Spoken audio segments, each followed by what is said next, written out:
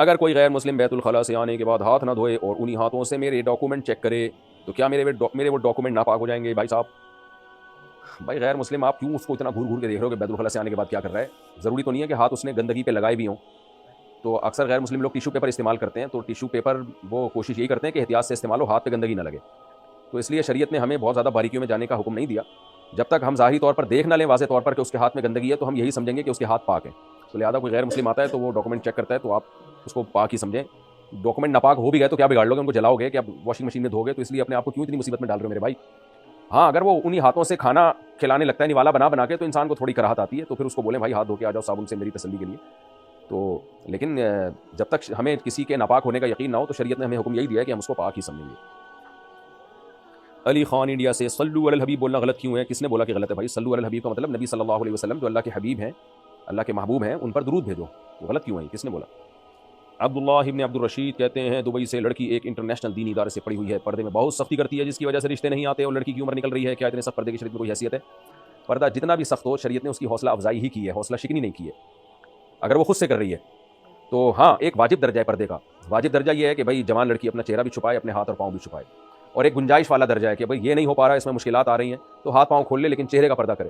لیکن اگر کوئی بہت زیادہ کوئی مسائل کھڑے ہو رہے ہیں عورت کے لیے، اس کی زندگی اجیرن بن رہی ہے، وہ کچھ ہوتا ہے بعض ملکوں میں لیگل ہی نہیں ہے، چہرے کا پردہ کرنے کی اجازت ہی نہیں ہے، یا بعض دفعہ شوہر کہتا ہے اگر چہرے کا پردہ تم نے کیا تو میں تمہیں طلاق دے دوں گا. ایسی کنڈیشن میں پھر چہرہ کھولنے کی بھی گنجائش ہے، نارملی گنجائش نہیں ہے. تو یہ خاتون کی اگر واقعی عمر نکل رہی ہے، بہت زیادہ سخت پردہ کر رہی ہیں، تو بھائی پھر شادی نہ ہونے سے بھی بڑے مسائل کھڑے ہوتے ہیں. تو اس لیے اس خاتون کو چاہیے کہ بس پھر واجب درجے کا پردہ کر لیں. شادی ہو جائے تو پھر محبت سے شوہر کو سمجھائیں اور اس کو بھی لے آئیں. امید ہے انشاءاللہ وہ دین پہ آ جائے گا. تو کیونکہ نکاح نہ کرنے کے فسادات، پردہ نہ کرنے کے فسادات سے ڈبل ہیں، زیادہ ہیں. عامر صاحب کشمیر سے. ویسے بھی دیندار آدمیوں کو چاہیے نا ایسی زبردست باپردہ عورتوں سے شادی کریں. وہ بہت سخت پردہ کر رہی ہیں، تو دینداروں کو چاہیے کہ وہ کریں. اب رشتے ہی نہیں ہے بیچاری ایسی دیندار خواتین. میں ایسی خواتین لڑکیاں جانتا ہوں جو واجب درجے کا پردہ بھی ان کا سسرال نے چھڑوا دیا ہے اور رشتے ہی نہیں آ رہے تھے کہ جی پردہ کرتی ہیں. کیونکہ دیندار آدمی پھر ان کو چاہیے کہ دوسری شادی کریں، تیسری شادی کریں. اسلام نے اس لیے تو 2-3 شادیوں کا حکم دیا کہ سب خواتین کو اچھے اچھے رشتے مل جائیں.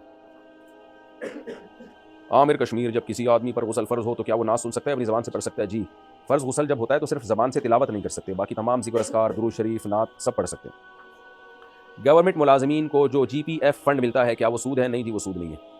زوجہ منصور. اگر قرآن مجید الماری کے اوپر رکھا ہوا ہو تو یہ پہلے بھی کئی بار آپ یہ مسئلہ پوچھ چکی ہیں بھائی، تو اس کی جانب پیر کر کے لیٹنا درست ہوگا یا نہیں؟ جی کر سکتے ہیں، ڈائریکٹ قرآن کی طرف پیر نہیں ہونا چاہیے.